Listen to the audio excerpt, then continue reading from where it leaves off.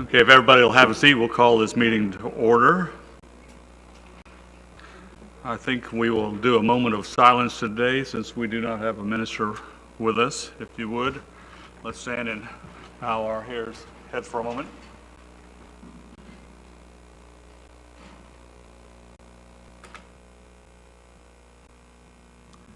Thank you. If you would do the pledge, Ms. Abear. Please join me, put your hand over your heart.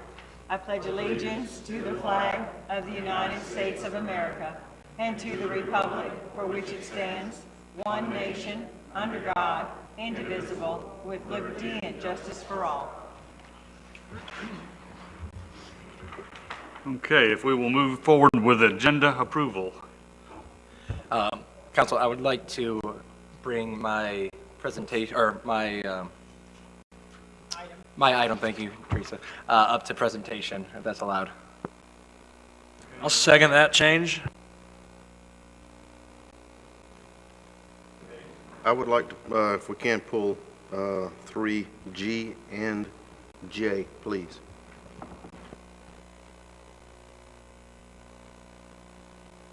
And y'all can, any council member has a right to pull those, or Bobby can amend his motion to reflect that change. So either one's fine. Any council person can pull that. Which ones did you have again, Rodney?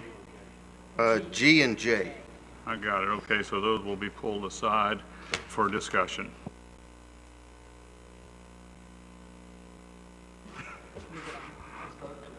Oh, yes, we have to vote to approve the agenda. Sorry, I'm jumping ahead. Okay, we have a motion on that? All right, is there any discussion? In that case, let's vote. And where's our button? Too many things here, huh? Okay. He did it. We're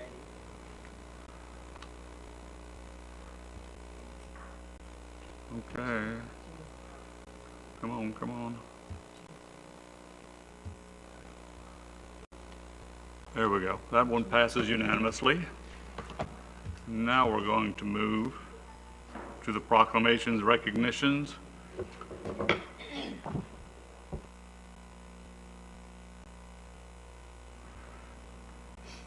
Let's do the pickleball. Let's do the proclamation on National Poppy Day real quick, and then we'll get to yours. Okay. And so we're going to recognize National Poppy Day, and I will get up and read the proclamation.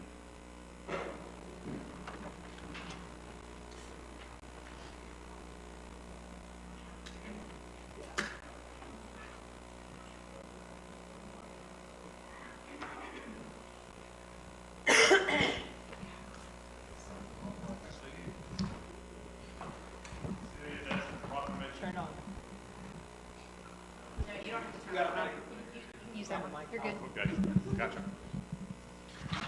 City of Destin proclamation expressing support for the designation of May 27th as National Poppy Day in Destin, and we recognize the importance of honoring those who have worn our nation's uniform. Whereas poppies are worn and displayed as a symbolic tribute to our fallen and the future of living veterans and service members, and whereas at the end of World War I, the American Legion family adopted the poppy as a symbol of freedom and the blood sacrificed by troops in wartime, the symbolic use of the poppy comes from the poem In Flanders Fields, which movingly begins, "In Flanders Fields the poppies blow, between the crosses row on row," referring to the poppies that sprang up in the churned up earth of the newly dug soldiers' graves over parts of Belgium and France during World War I. Whereas the American Legion family has long utilized the red poppy as its official flower, symbolizing the blood shed by those who served in our U.S. military, and the meaning and symbolism of the poppy mirroring the manner in which the poppy is symbolically showcased in England and Canada in celebratory fashion on their Remembrance Day, also known as Armistice Day and Poppy Day. And whereas wearing a poppy will unite citizens from across the country who decide to show their patriotism, and whereas May 27th, 2022 would be an appropriate date to designate as National Poppy Day, now therefore be it resolved that the office of the mayor, number one, supports the designation of May 27th, 2022 as National Poppy Day, and 2, encourages all citizens, residents, and visitors in Destin to join in observing this day to honor every service member who has died in the name of liberty, freedom, and democracy, while also showing their support for living veterans, service members, and their families. So done on this day, the 16th of May, 2022. And thank you for bringing this forward, and thank all the veterans and service people who have served this country so faithfully. Thank you very much.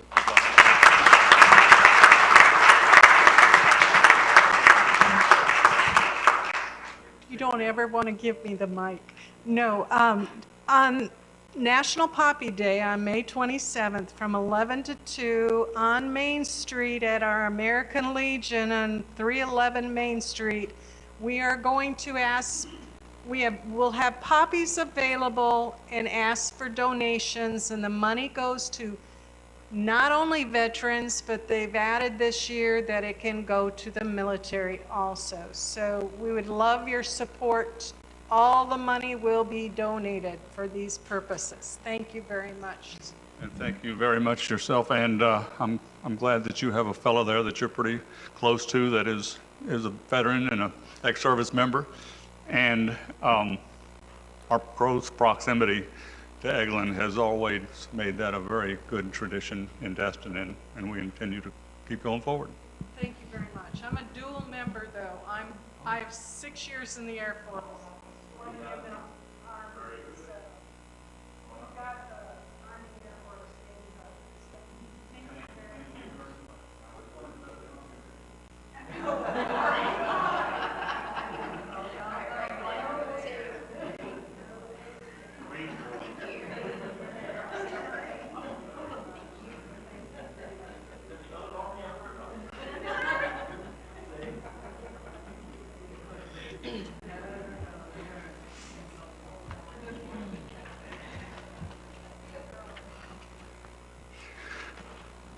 Okay, Mr. Wagner, if you would like to bring your item forward.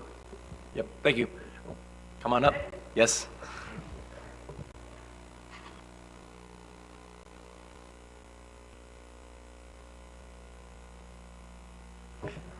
The gray button, yep. Oh, okay. Probably don't need this microphone. Hello, everybody. I'm nervous. Thanks for the support. Okay. Hello, Mr. Mayor and council members. I'm Tracy Clinkscales. I am the USA Pickleball Ambassador for Okaloosa County, Florida. I've lived in Destin for 13 years. I've been playing pickleball for 5. I serve as a local volunteer representative for all activities related to pickleball.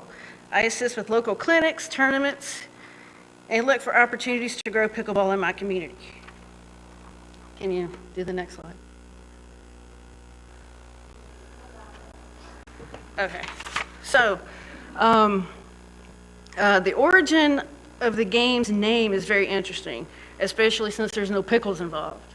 Accounts of how the name originated go back to Joel Pritchard's wife. She started calling the game pickleball because the combination of different sports reminded her of the pickleboat crew, where oarsmen were chosen from the leftover boats. However, according to Mr. McCollum's dog, he retrieved the balls after the game, so the dog's name was Pickle, so that's how pickleball got its name. So next slide. So these are the dimensions of the pickleball court. It's 20 by 44. The net is hung 36 inches on each side and 34 inches in the middle. There's a no volley zone. We like to lovingly call it the kitchen. It's 7 feet from the middle of the court. So it's 14 feet from side to side. Next slide. All right. So why do we want dedicated pickleball courts? We don't want to share courts with tennis players. The net has different dimensions, and mostly the construction of the Brick Street Bridge in Fort Walton Beach is looming. It will start soon. It takes over an hour in the summer to get from Fort Walton all the way to Destin. It's a pain. There are currently no places to play in the evenings for people that commute to Destin every day for work or to go home. Next slide. COVID was great for pickleball. All the gyms were closed. Nobody had anywhere to exercise. So a lot of people found pickleball. We could socially distance ourselves, learn something new, and have a sense of normalcy during a terrible time. Next slide. People love pickleball. It's easy to learn, it's fun, and it's social. You can see the support here. A lot of celebrities are building pickleball courts in their houses. We have, in our own local celebrity, he even plays pickleball, and he sent a letter to Mr. Wagner, I believe. All right, now here's where the rubber meets the road, the economic impact of pickleball. And this is a picture of 4 brand new courts, well, one of them, that was built 3 or 4 months ago in Walton County behind Dune Lakes Elementary. All right, next slide. All right, who's heard of Opelika, Alabama? You guys probably have not, but pickleball has. Whoever thought it would be a pickleball destination? Look at that, isn't that cool? All right, next slide. All right, here is the economic impact study. So right now, over 70-something countries across the world compete in organized pickleball. It's one of the fastest growing, if not the fastest growing sport in the world. Opelika obviously saw that and built what they have now. You look at the economic impact study, I don't know if you guys have a copy of that, but day trippers from Montgomery, Alabama and Columbus, Georgia are important to Opelika because they have to buy gas and meals, anybody that comes there. So on the top line, you see the transient impact. They estimate that 1,200 people a month come to Opelika to play pickleball. They don't even live there. Next slide. Most of Destin's area residents are going to compete in every single one of these tournaments. Just imagine how much money our residents are spending taking away from our local economy. Since it's over 3 hours away, most will be staying in hotels and eating at the local restaurants. That's just in 1 year. Their economic impact is $2 million just in Opelika. Next slide. All right, speaking of Opelika, who's heard of Hiawassee, Georgia? Nobody? Well, you're about to. During the winter of 2014, Towns County built a recreation center that was lined for 4 pickleball courts on an old basketball court. This began a wave of pickleball fever, and soon they were bursting at the seams and began looking for an additional venue. They found an abandoned county 4 tennis court complex that was both unsightly and non-functional, and I wish I would have included the pictures now that I think about it. Their commissioner, who was very sports-minded, agreed to help them, but his plan fell through and the complex remained in terrible shape. Eventually, the commissioner, who was impressed with their dedication and growing numbers, entered into negotiations with a tennis company out of Woodstock, Georgia. With the county's help and some of the materials, grading, and equipment, they would completely resurface the basketball courts that were there, and this is what they have now. Next slide. This is a direct quote from a fellow ambassador that was in charge of facilitating this, and he wishes us luck. And he said that people have come to their facility and bought second homes just because pickleball is an amenity. Now, this is in a town of 981 people. Next slide. You probably have a copy of this as well. This is an economic impact study that was done on a pickleball tournament in 2019. They had one in 2021, but I don't have the financials from that. And they raised in one tournament with 14 courts, $217,552. In a town of 981 people. Next slide. If you want to know how big pickleball is, this is an example. And this is in our district, or region. All right, next slide. Terry Graham and Chris Evan are the founders of the U.S. Pickleball Open. They quit their corporate job of 20 years at a major sports store to trademark and start the U.S. Open Pickleball Championship. Terry told me she realized there was going to be a huge explosion, so they decided to go all in. Since then, they turned East Naples Community Park into a 64-court pickleball facility. Terry said that the tournament has more than 40 major sponsors and contributes more than $9 million every year for one tournament. I think that's pretty good. Next slide. Okay. This year, they had 2,882 players in 25 countries. $9 million. Well, next slide. This is kind of depressing. This is how my day ended. You can go. I didn't get to play because it rained. I was hoping to have a picture of me with a medal, but we were happy to represent Destin. All right, next slide. Our neighboring city, Fort Walton Beach, has seen the demand for pickleball courts. In 2020, the city of Fort Walton Beach issued this press release about the new courts on Jet Drive. A community development block grant funding of approximately $30,000 was used to turn the 2 existing aging and underutilized tennis courts into 6 pickleball courts, and they're great. These new courts are a great addition to the park system and will be heavily used. Jeff Peters. Next slide. This is a flyer from our last tournament at Mooney Courts. The fee was $35, I think, to enter, and they played in at least 2 events. Next slide. The tournament was held on 6 courts for 3 days, and this is local, this is Fort Walton. 78 players were awarded medals.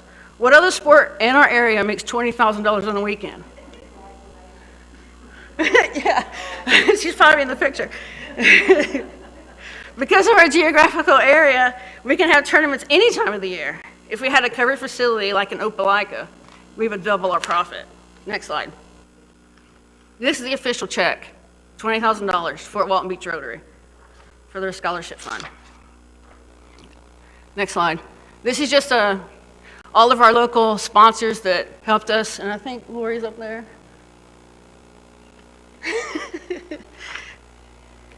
All right, next slide. All right, this is important. Notice the paddles. This picture was taken in March. It's not a very good picture, but it's a picture. There are 6 courts with a total of 24 players. In the rack, you'll see 7 rows with 4 paddles. That adds up to 28 plus 4 on the fence waiting. Not counting the ones standing around the next group that came later. That's a total of 56 players in one morning at one set of courts. And I'm sure the courts down the road at Mooney were full too. Destin's missing out. All right, next slide. A few years ago, I attended a city council meeting where former councilman Parker Destin promised us pickleball courts. A few months later, the Parks and Recreation Department issued this comprehensive plan. The funds have already been budgeted for 2022. All right, next slide. All right, pickleball players have a lot of support. In turn, we support others. I personally can say, as your ambassador, I've added 3, and by the end of the year, 6 places to this list. The players of Destin are here asking to add our home to the list and make Destin the best place to play pickleball in the world. Council members, you have our support. Now we would like yours. Next slide. This is our concept. This is in Punta Gorda, Florida. We have 16 courts, starting in 2019. Any other questions? Thank you for your presentation. Yeah. And I'm sure Bobby told you that we're already in the process, and because it's in process, we can't give you the specifics. Right. But trust me, we know, and we've been working on it for 2 years, and it's coming to fruition. Just hang in there. We finally got it done, okay? Yay, thanks. Mr. Wagner, did you have anything else you wanted to add? Councilman, Sure, thank you. Thank you for coming. Thank you. so much. I appreciate it. I really enjoy it. Couple questions for you. The 16-court picture that you have, do you have any idea how big that area is in that picture? So roughly? actually, I have their presentation. I just got it today and printed it out if you'd like to look at it. I was just curious that one at the very end, if you have any rough idea. Like, I mean, I can look in here and see. I just literally printed it out at 4:30. Like 6 city blocks or like 2? 400 by He's a 200 pickleball feet referee. He's the one to ask. There you go. for that 16 court. Okay. And then in your mind, I'm sure we would just love to have pickleball courts. Correct. In general. Correct. Anything. Right. But at the same time, what do you see as an amount that is not only beneficial just for the pickleball community and people that want to play recreational, but also to be beneficial to do some of these events? Obviously, you said Mooney Road has 6 courts and they raise that money, so sounds like you could have 6 and be successful. But Yeah, you can. I think in the past it's been a space thing, which, as people have said, that we're working on that. But rather than putting your eggs in a basket and it being like, man, I wish we could have built this bigger, Right. you know, what's that ideal number that we would love to have minimum, you think? That I don't know, but if you notice, a lot of facilities start out with a small number and they always increase it. But they grow. Punta Gorda started with 16 in the picture, and they have 16 more. Sure. They but have grow- 32. So I get that. So the growth thing, I'm all about that. But Correct. if that wasn't a possibility to grow somewhere, I'm just kind of curious in your mindset as an ambassador, what that minimum number that you would like to see, you know, as a, you don't have to give it right now, but I would like to hear at I some don't think point there's a maybe. minimum number. We're willing to take whatever Sure. you guys are willing to give us. We have nowhere. Yeah. We have nowhere. I mean, we can play at the church, Sure. but the high school shares that. We can play at the community center, but we have to share that. There's nowhere at night for people that work. Yeah. you Well, it know? sounds like at least 6 would get you a successful event because they did I it mean, for a while, so. like I said, we're willing to work with whatever you Anything. guys are willing to give us. Thank you so much. I appreciate your time. Yeah, no, and thank you, Councilman Schmidt, for that, because that would be my question, and kind of where the, you know, like you said, the tires meet the road. Right. Is there a minimal for a regional tournament at the USA level to attract the big competitors to come here? If you give us 64, 100, 200 courts, we'll fill them up. All right, thank you. You give Do you us have 4 some land to sell here in That's Destin? right, Because that's where right. our problem So is. like, it goes back to, we're willing to work with whatever you guys want. We want to do it right the first time. Yep, and thanks all of you for coming tonight. Thank you so much. Taking the time to show up. And probably would be a good idea if staff at the next meeting could at least give us a preliminary report on the progress that we're making. We hear you. We're working as fast as we can now, so hang in there. Trust me, we want to get this done too.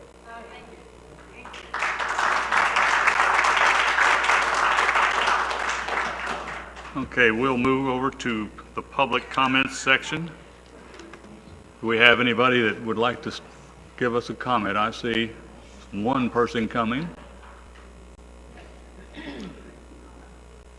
Please state your name.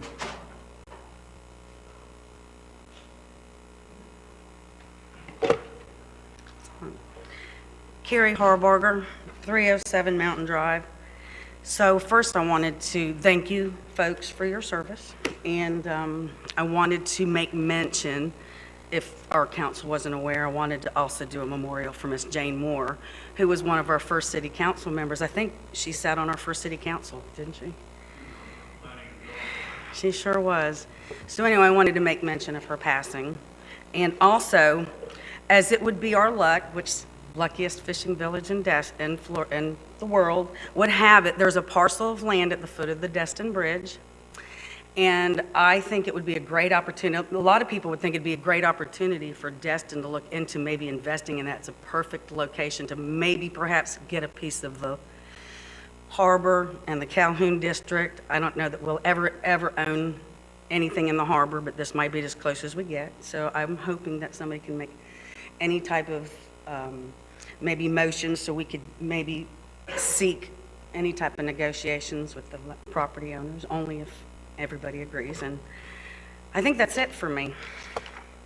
So, Thank you, Ms. Harburger. And we had some discussions with staff earlier on that parcel, and I'll probably bring it up during my portion of the council. very We'll exciting. kick it around some more. Very exciting location. It would be great. Thank you.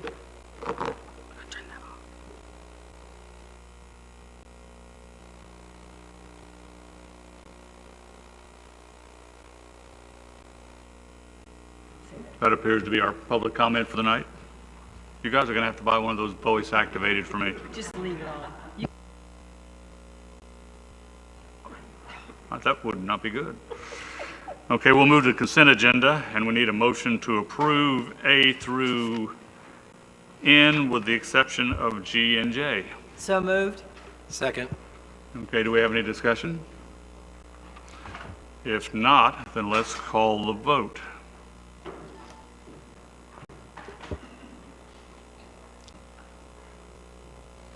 Okay, that passes unanimously. Mr. Braden, you're on.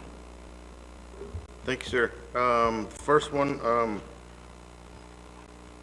G, the 90% approval for the Norga Point Park. I'm just wondering how we're gonna keep the people from in the marina from filling those parking places up.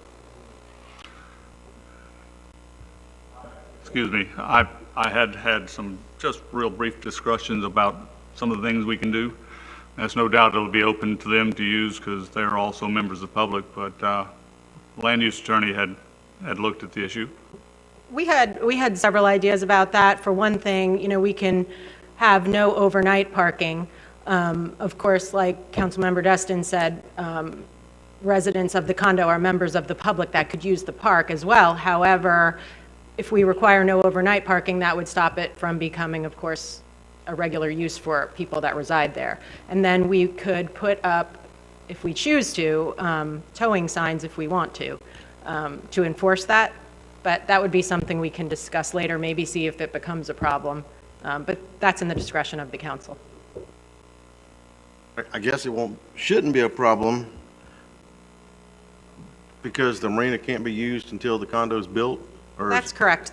And it's docking facilities, not a marina, because it can't be used for commercial use either. So it will not be used at all until the condo receives a certificate of occupancy. So there will be no boats there until the condo has a CO.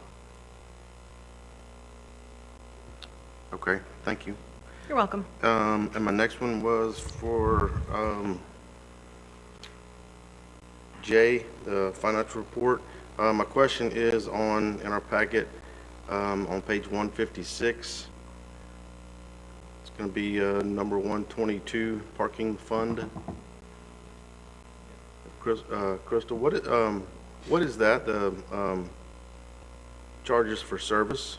Yeah, so first let me just mention, we had extreme difficulties with this, the Civic Clerk software this past week. So everything that was published, that was meant to be published, somehow accidentally the operating financial report for the period ending March 31st accidentally got swapped out with the slide presentation that is scheduled for tomorrow evening. So, and then, so a lot of things were happening on Friday. I think in a panic mode, they sent out all of the agenda items for the Tuesday night budget operating workshop, and those were accidentally confused and put in some of tonight's agenda item packets. So, but back to your question. So you have a question about the parking fund? Yes, ma'am. The parking fund, the first item under it was charges for service of $418,000. Yes, correct. So that's the parking fees that we collect from all of the paid parking locations throughout the city. That's the estimate that of the fees that we'll collect next fiscal year. And that just brings me to one more question. The building code fund, I guess licenses and permits was $636,000. That's correct. That's our building permit revenues that come in. They're estimated to be just over $600,000 next year. So our parking fees are rapidly catching. You mean this year, Crystal? It might be. I'm not sure which report you're looking at. Yeah, it's The report 2022. what I was looking at was the one for tomorrow night. It was next year budget. This is for year 2022. Oh, for 2022, Yeah. yes. I just thought it was interesting that our parking fees were almost about to catch. That's correct. They were, Permit they came fees. in about just over $400,000 last year, after we added the $5 for 5 hours of parking along the beach access points. That's crazy. Yep. Okay, thank you so much. You're With that, welcome. I'd go ahead and make the motion to approve consent agenda G and J. I'll second. Do we need to do those separately, or your opinion, we can go forward together? Typically, when we pull items, we do approve them separately, and typically we do the recommended motion or whatever motion council. Yes, will why do don't- at why that don't we- point, So, Let's consider G first, if you would. That's so moved. So moved. Okay, any discussion? Let's call the vote then.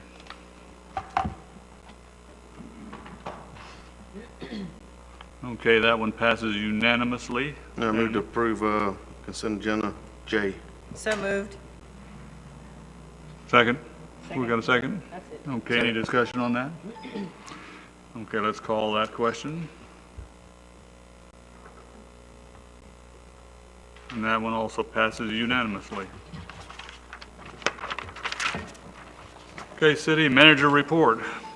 Thank you, sir. First item is council meeting schedules for July, November, and December of 2022. Back on March the 21st, Councilwoman Abear had asked staff to look into bringing back recommendations for this, and we have recommendations attached to cut the July meetings down to one in light of all the different workshops that we'll have in both June, July, and August. We'll have budget workshops along with the land development code workshops coming at us all 3 of those months.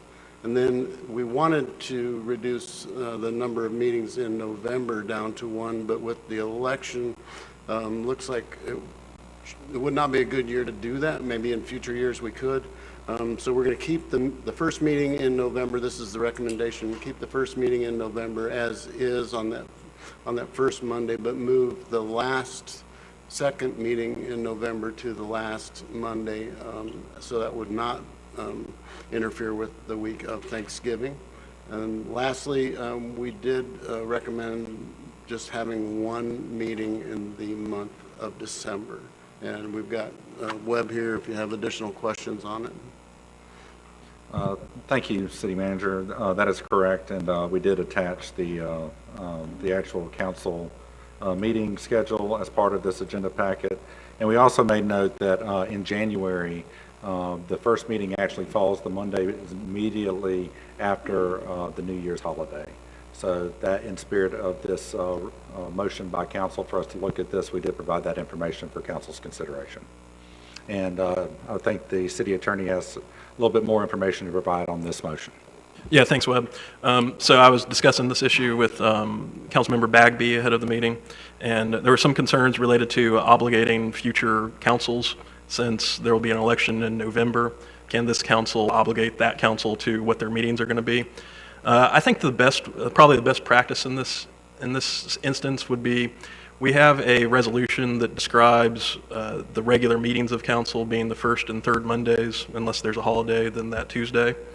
I think probably to give the councils and councils going forward the most flexibility, the best thing to do would be to amend that resolution to build in some sort of provision that in the May timeframe of each calendar year, staff bring an item to the council to go over, like we just did with the council, what your schedules are looking like during budget season and holiday season in particular.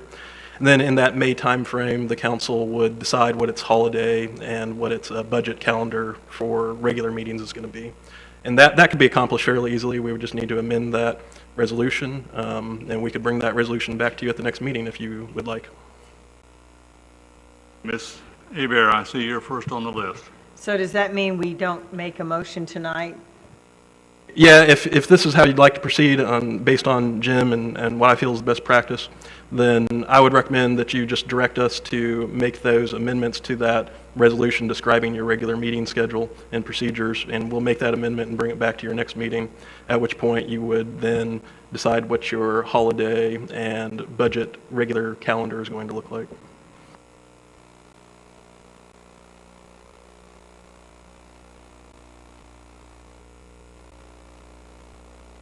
I would just have one observation, and the only misgiving I have about this is we have meetings that are sometimes going till 10 o'clock at night now, and if we consolidate them down to one meeting, I would imagine that's going to be a really dandy meeting, but we can have that discussion in more detail when you bring the resolution back. And I would observe that's the way we did it to school district. We had a resolution every year that set the meetings. And if I recall, when Mr. Miller first started out, we did that here too. It looks like we stopped at some point. So it's always a good idea to do that at the beginning of the year, every year. And that way it can be adjusted for what the consequences are. Do you want me to make a motion to have you go, this, city? Yeah, I would just, if you can make a motion, direct the city attorney and city staff, or city manager to bring back an amended resolution reflecting that the council will adopt a regular meeting schedule tailored to the budget season and the holiday season. What he said, Ray, that would be my motion. Second.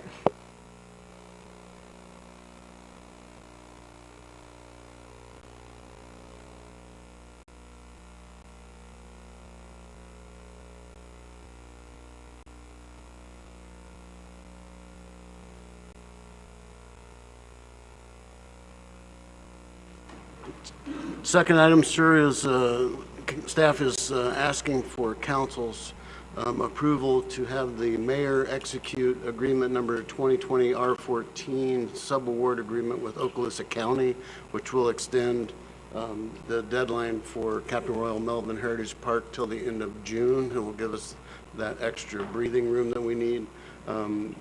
And just so y'all know, that was something that was the county was able to do on their own as part of the existing agreement with the U.S. Treasury. County has also applied for an additional extension with Treasury should we need it moving forward from that. But staff is here. We've got Jeff here to answer questions, or myself, and we'd be happy to answer questions on it. Do we have any questions for the staff? I think I have one.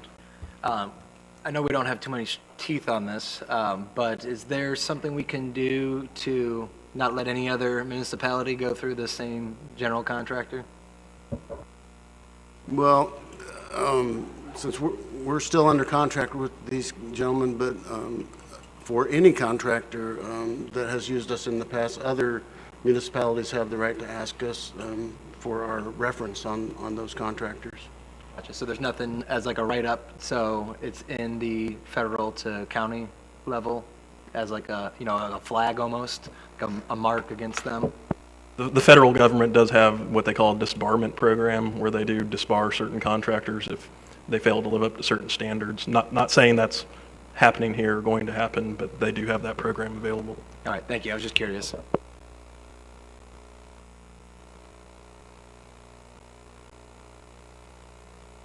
We need a motion on the agreement. I'll make the motion. Second. Okay, any discussion on the motion itself? Then let's call the vote.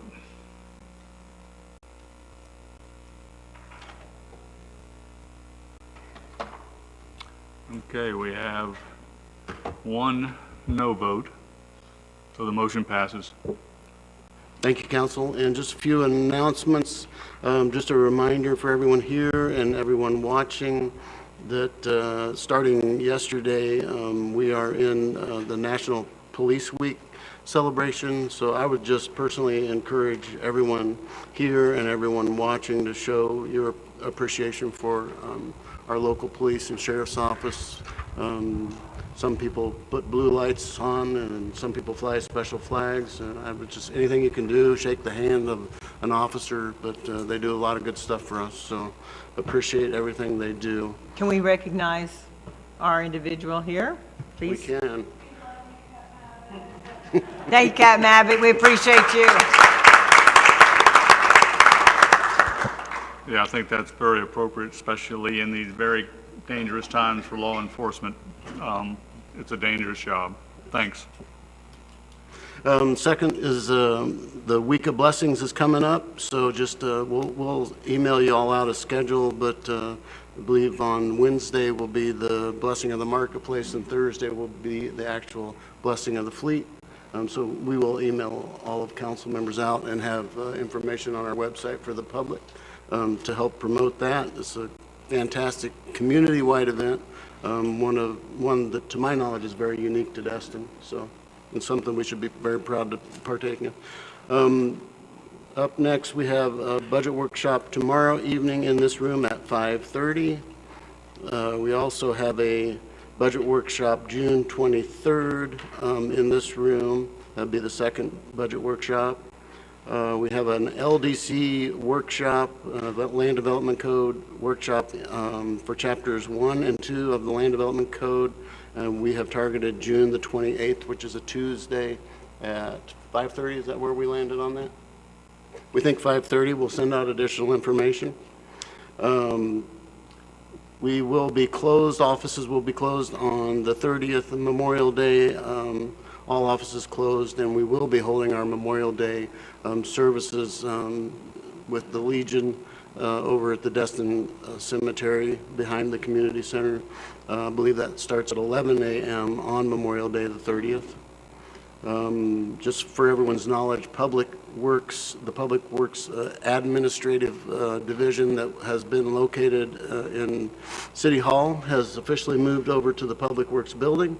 We're trying some different things to get people aligned better and make things more efficient. So Michael and his admin team have moved over there. That is freeing up office space in City Hall where the code enforcement code I blew my own title on code enforcement. I apologize. But the codes will be moving over to City Hall since they have been put under the city manager's office about 2.5 years ago. Pleased to announce, he's actually here tonight, and he didn't know I was going to do this, but Mr. Danny Sullivan is here representing the code officers, and he was named just before this meeting as the deputy code director for the code department. So we're looking forward to good things out of Danny. So congratulations, appreciate it.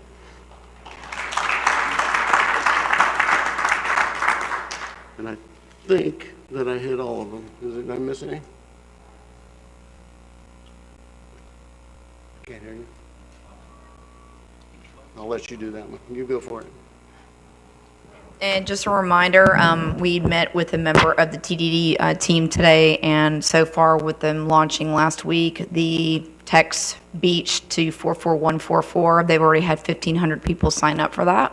So we are pushing that information on social media. We will be doing that, so we definitely want to encourage everybody, if you've not done that, you'll be able to know what the beach flags are flying on Destin as well as Okaloosa Island. Say that again, Catherine, so that folks that are watching can get that clearly. Sure. Just text beach, all capital letters, and then that will be to 44144, and then they will be able to receive the beach flag update.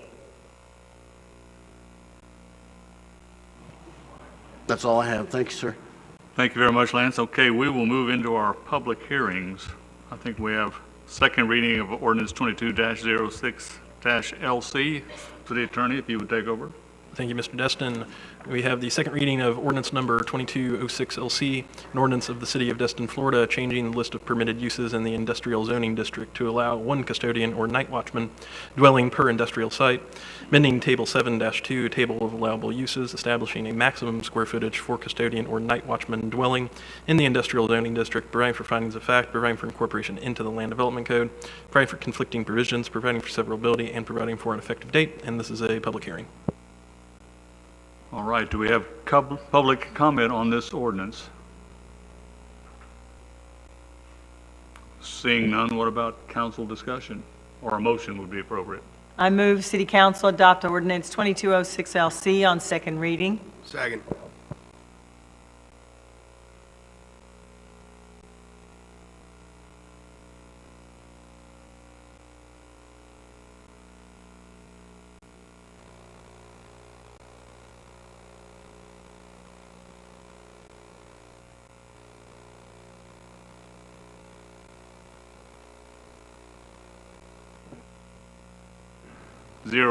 CN.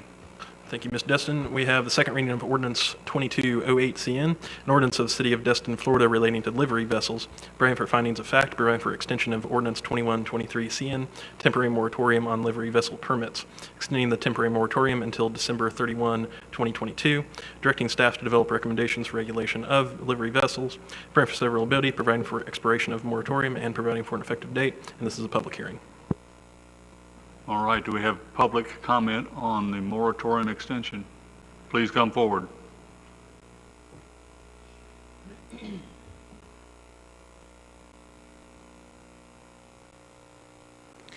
Mike Abity, 530 Harbor Boulevard. There was quite a bit of discussion at the last council meeting on this topic concerning, I think everybody was concerned about the rogue violators. I see this moratorium affects all the legal livery vessel operators, but doesn't seem to be affecting the rogue operators one bit. There's still over 24 advertisements on the internet, and there's a tremendous amount of rogue activity going on. We met with the mayor and Lance a couple of weeks ago, a little committee, and I just kind of wanted to know if Lance, as head of code enforcement, if you can enlighten us as to, has code enforcement done anything in the last 2 weeks? Have they given any verbal warnings? Have they given any citations? Have they been enforcing this code? Something you can share with the legal livery vessel industry operators so that we feel that the city's backing us and helping us? Absolutely, and thanks for the opportunity. And I know that Ms. Kopp is doing some things legally with signage and things that she can hit on here in just a second. But yeah, we upped the presence at Joe's Bayou and at the harbor over the past 2 weekends, and multiple, I don't have an exact number, but warnings were given out. These are verbal warnings because we're trying to educate. We don't want to come down with the hammer immediately. But at least 10 individual groups were set back. 3 of which I was told canceled their rentals once they were approached by the code officers because they didn't realize what they had walked into. So they have upped that. We've also been working in cooperation with the Sheriff's Office. Sheriff's Office has been good enough to up the patrols in that area, and just the mere presence of the Sheriff's Office and code enforcement has helped dramatically, in our opinion. Ms. Kopp is working on amendments to our code that would impact, or it would help us enforce rogue signage, and I'll let her talk on that subject.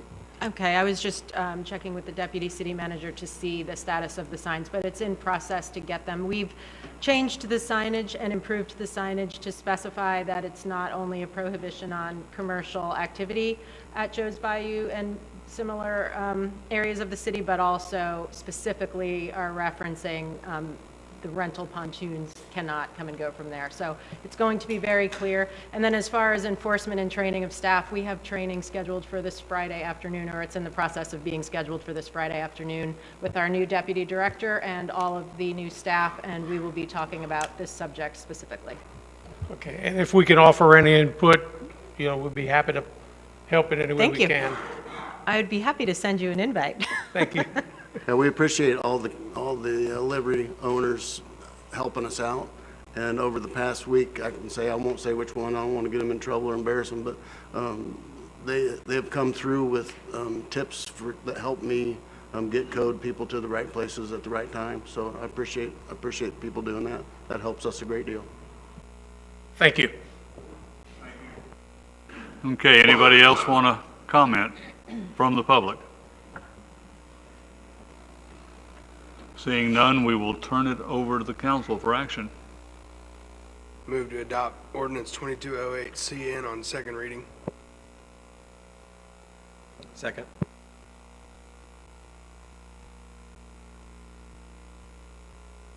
This might be because I missed last one. When is the Army Corps going to have their feedback? Was that fall?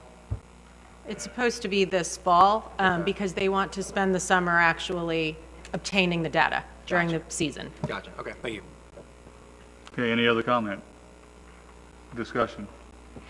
If not, let's proceed to vote.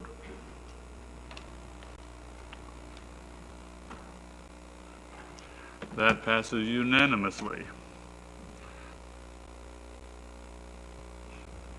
2 comments from the council and mayor. Mr. Braden, you're on. Thank you. Going back to the rogue operators, are we keeping, I guess, some kind of notes or info on the people we're warning and turning away? Yeah, so we're working on that exact thing and improving the reporting ability of Compass. What is not at my fingertips yet, and I hope it will be, I don't know if we have a time frame, but hopefully within the next 4 to 6 weeks, is number one is the training that Kimberly was talking about, that lets our officers know that no matter what contact they make with individuals, if they would log that in the system, then it's trackable and will show up on a report, of which we're trying to get formatted right now. So the report that you had on code tonight, what we are hoping for is a meaningful, like almost nearly live report similar to that we can log in almost at any time and get the data on. But like you said, we have got to get our code better trained to start logging even just conversations with folks down there, because that is how this will be tracked. And verbal warnings the same way, and then of course on citations, all of that has to be logged in as cases. So, would the new deputy like to add anything to my comments? Yes, sir. Thank you guys for having me here. We're definitely working on any of the complaints that are coming through with anybody that's complaining about the commercial activity with the rogue vessels that are going on with the dealing with delivery. I personally actually did 4 cases into Compass, our new system, to show that these deliveries with the vessel numbers and to be able to track. I've been on the harbor speaking to a lot of delivery people down there, the operators, and giving them my card to, if they see any of these vessels, if they can get pictures of them, so we can also have that, and we can also flag that where we're able to make contact with these people and, of course, educate them before, like, of course, our city manager said, before we issue them citations and fine them for operating in our city without the proper usage. Like I said, I did 2 over Joe's Bayou. I also did 2 more that's also in the harbor that made contact with some of the actual operators out there. So, and Dwayne, our harbor guy, he was actually out there for the 2 weeks. He actually stayed on the harbor because right now our vessel is getting operated on so we can get that back in the water. So he's been on foot out there, doing foot patrols on that. So we're doing everything we possibly can, and we're going with every tips that we can get to be able to address this situation as best as we can. So we do have some kind of documentation somewhere of the vessels? Yes, sir, we that do. were warned? Correct. I mean, of course, my personal opinion is they've been educated long before now, and they knew what they were doing was wrong. There was no need to educate them on that. I think we should have just been stroking tickets, but that's just my personal opinion. Do we have any type of update on the house in Crystal Beach that we're like to purchase? You talking about the property that we are looking to condemn? So the eminent domain complaint is drafted, circulated it with staff last week, just got back title work for the property this afternoon, actually. We are working on finalizing our contract with our appraiser because he's got to update his appraisal. So, and then a few other legal documents like summons have to be drafted, but it's in process. Things are moving forward. It's moving forward unless the council directs otherwise, yeah. Okay, thank you so much.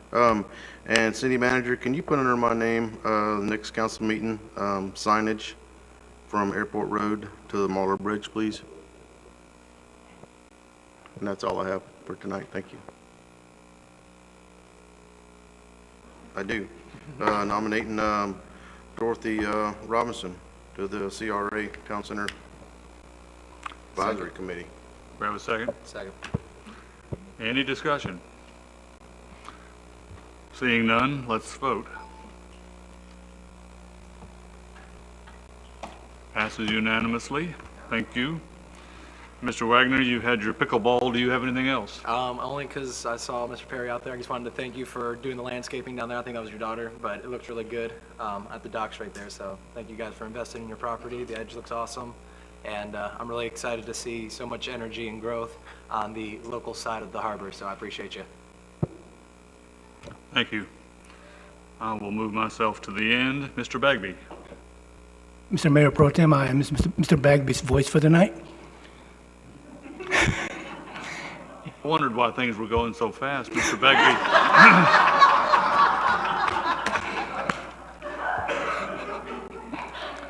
First of all, I would like to congratulate Mr. John Stevens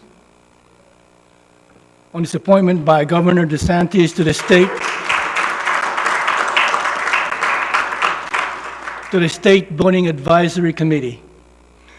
And also, Mr. Bagby hopes to bring back an updated procurement policy and an issue related to the Friends of the Library at the next meeting.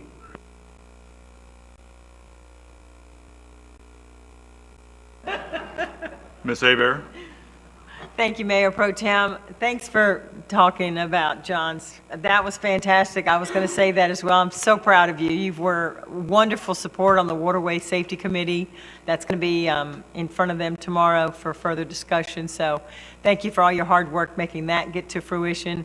Thank you, Mr. Mike Averty, for being here, asking the right questions. I was at Joe's Bayou, and I watched 2 pontoon illegal boat owners drive through, see the code compliance, and drive right out. I was physically there and saw it happening on 2 separate people. So I think we are working hard to stop what's happening down there, as well as the harbor. And I want to also commend Sid, one of your new code compliance officers. He was driving down the road in front of me, and I was on the phone with Lance about some neighbors that were complaining about something, and he stopped at the Kelly Main Street, and I got next to him and said, "Hey, Sid," and he goes, "Yeah." I said, "I got a quick question for you." So we pulled over in the market there, told him the 2 issues. He said, "I'll get right on it." And my neighbor called the next day. She goes, "I did not know how much power you had." I said, "It's not me, it's code enforcement. If they know what they need to look at, they can take care of it." It's just a really big city with just so few people this time. So I really appreciate the hard work you guys are doing, and I know that it's a thankless job. So I just wanted to make mention that we appreciate what you do, and we know it's not a lot of fun. And hopefully tomorrow night we can update our budget and help get some more money to those hardworking employees and take care of our staff. So thank you. That's all I have, Mayor. Thank you, Ms. Abear. Mr. King. Just one quick thing off the cuff here. I just wanted to recognize, they're not here, but Nick Hunter and some of the other folks that facilitated and put together the Emerald Coast Big Game Fishing Club.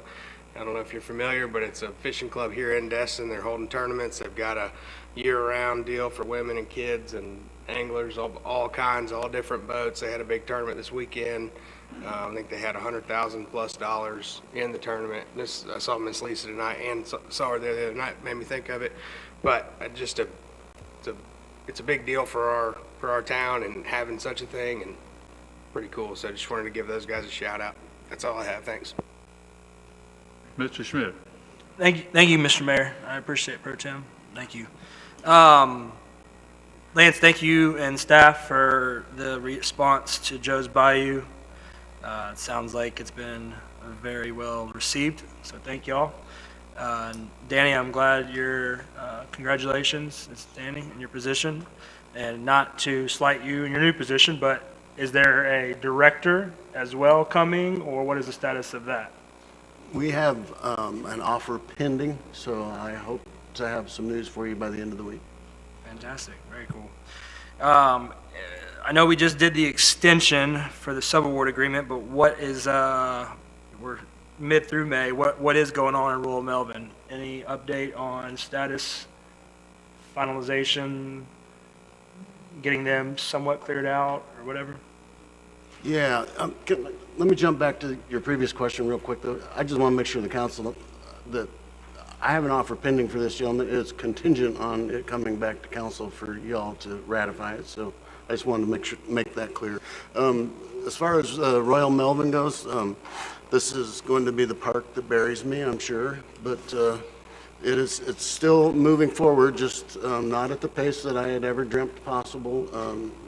And I'm just calling it as I see it now. We are closer. Most of the things left to be done are minor things, except for the staircase. The staircase is a major undertaking, but we knew that would not be done because we're waiting on the pavers that are going to be used to correct it for them to arrive on site.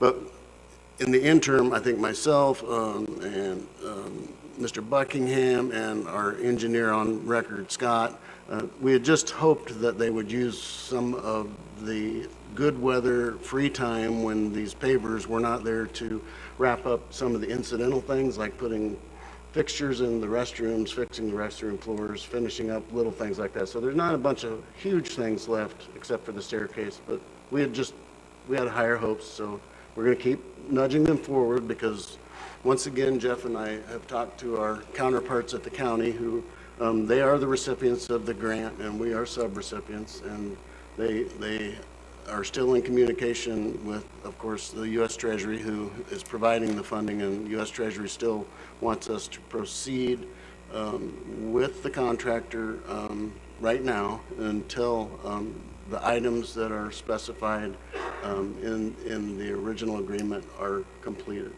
And so that's where we're at, and we're still moving it forward, and we hope that by the end of June, now we have that extension on the books, that we can wrap this thing up. So you mentioned bricks to fix the stairs. So it sounds like the stairs was a problem. Now we're fixing a problem. Yeah, we came up with a solution with the contractor to remedy some problems. The rise on some of the stairs was not the correct height. They were not consistent. So I don't know if you've ever gone up a set of stairs that had inconsistent height from step to step. You end up tripping and falling usually is what ends up happening. But we did come up with a solution with these pavers, and in the long run, honestly, it's going to look better than what we had designed. I'm not going to kid you, but we just need to get there. Yeah. So Is that a change order coming? it is. We split the difference with the contractor, so we paid for half of it, and they paid for half of it. And in my opinion, it was within my operating range, well under my operating range, honestly, but well worth the extra. I think it was about $7,500. Don't quote me on that. Yeah. Our portion of it. So. And so you're thinking by the end of June, that's what you're hoping now? That's what we're hoping. I know it's no guarantee, but That's what I'm hoping. that's good. Okay, thank you for that update. Do we have a list online or somewhere? I know we have our parks, our beach accesses, about our city transient boat slips on the harbor.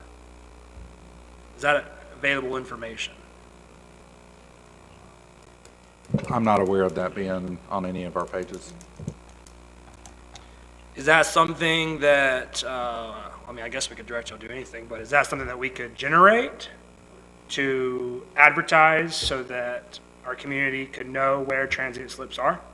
Absolutely. And as part of the funding for Royal Melbourne, not the funding we're using right now to construct, but when we actually acquired the property from and had help from the state, that was one of the requirements, was to provide transient slips. So we have signage up on those slips, but we'll absolutely, that's a great point.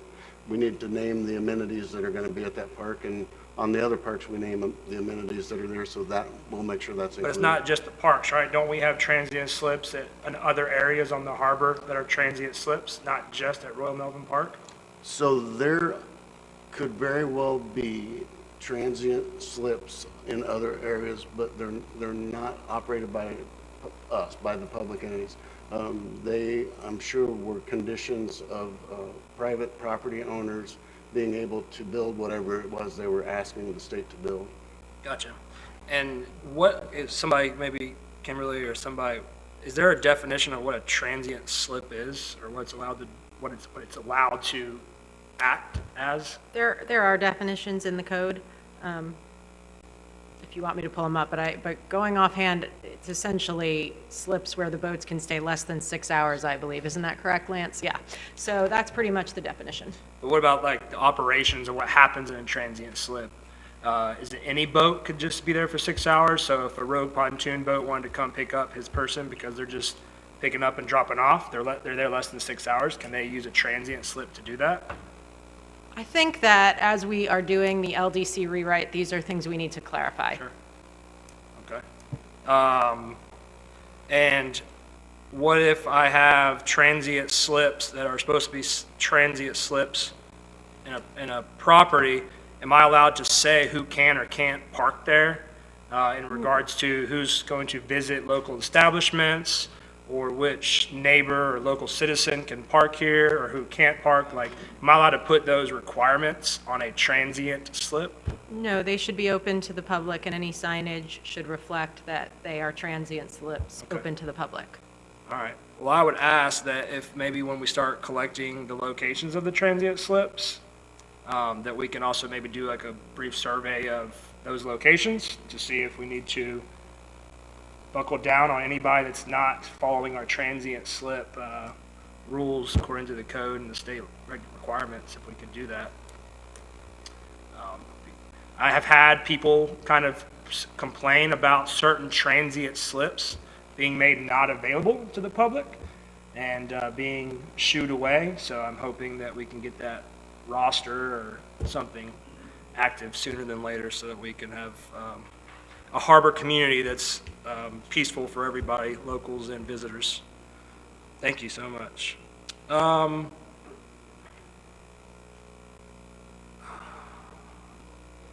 That was all I had. I think that was it. Yep. Thank you so much. That's it, sir. Thank you, Mr. Schmidt. On the transient slips, DEP should have a list of the ones that have been requirements on a permit. And we have some behind our property and can't use it for commercial use, which means somebody that was picking passengers up for hire would be violating the rule.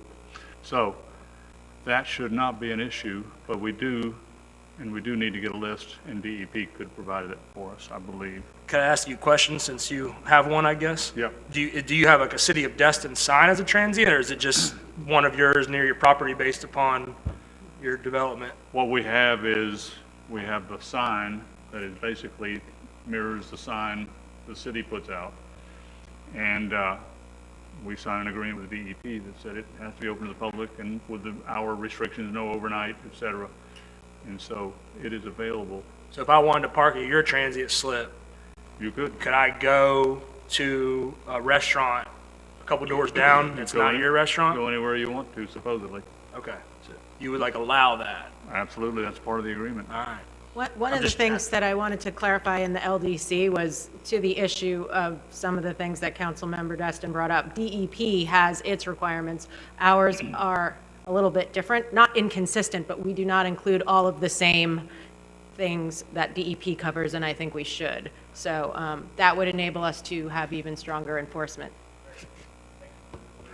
You're welcome. And let's see, Ms. Harberger brought up the question about the property that's become available to the north of the bridge. And that is a pretty large parcel. It's like a pie, but it has 280 or 300 feet of waterfront. So I would like to ask that Lance send either attorney or some staff member to see if that property owner would be interested in us entertaining a offer from us. And of course, we would have to figure out where to get the money from, but it wouldn't hurt at least to go and talk to them. And I don't know if we need a motion to that effect, or you guys can go forward. Just go ahead and make a motion, never hurts. Okay. I'll second what he said. And I believe as pro tem, I can make motions, is that correct? You can make a motion, yeah. Okay, so we have a motion and a second. Any discussion? I got one. Is that, and you probably know, is that all the property, the 4 parcels that the Sandman owns? My understanding it is, and if it is in I fact. can answer that too. The realtor actually reached out to me on this, asking some questions about the LDC and what's allowable on the property for potential purchasers. So it is all of those, actually 5 lots owned by Sandman Development, and it encompasses in total 2.12 acres when you combine them. Right. Okay, Could awesome. that be the Trust for Public Land operation potentially? It could be. I guess we'll find out as we move forward. That'd be a great marina. It would be a really nice piece of property with a lot of waterfront. Okay, any other discussion? If not, let's vote.